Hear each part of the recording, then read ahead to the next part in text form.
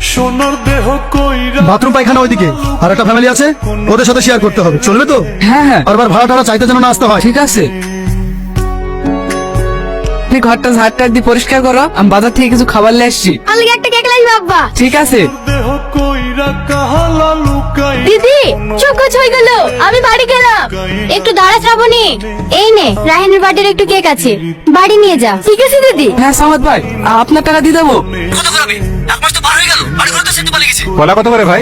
আমার কথাটা বোঝার চেষ্টা করেন, আর কটা দিন দাঁড়িয়ে যান। এক ডজন 60 টাকা কাকু। খুব ভালো ভালো দেখেন। ঠিক আছে ভাই, একটু পরে ফোন করছি। তোকে কতবার বলেছি ব্যবসার কাছে চাইবি নি, তুই পড়াশোনায় ধ্যান দে। আলো থেকে তুমি তো আশ্চর্য লোক ভাই, ও তো তোমার হেল্পই করছিল। ওভাবে বকার কি আছে? স্যার, আমার বাবা আমাকে ছোটবেলায় পড়াশোনা করাতে পারেনি, তাই আমি মাঠে ঘাটে কলা বেশি।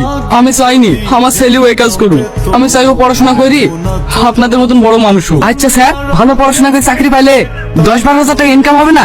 হ্যাঁ হ্যাঁ, এই 12:30টার মধ্যে ঢুকে পড়বো। দাদা, ভালো দেখে 2 ডজন কলা দাও তো। হ্যাঁ হ্যাঁ দি। বন্ধুর কারণে রে হে তো বাবু, তোর লেগে কি লিখতে দে? কিরিমা কেক। এই লেন স্যার, কত? 60 টাকা ডজন, 120 টাকা।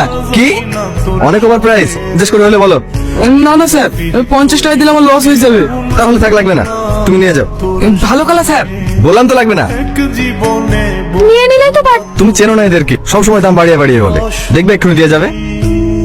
স্যার স্যার দাঁড়ান স্যার, এই লেন স্যার, 100 টাকায় দিন। নাই আমার এমন দেখলে তো, এইসব লোক এইভাবেই মানে। প্যাক হয়েছে? হ্যাঁ স্যার, এই লেন। কত হলো? 60 টাকা।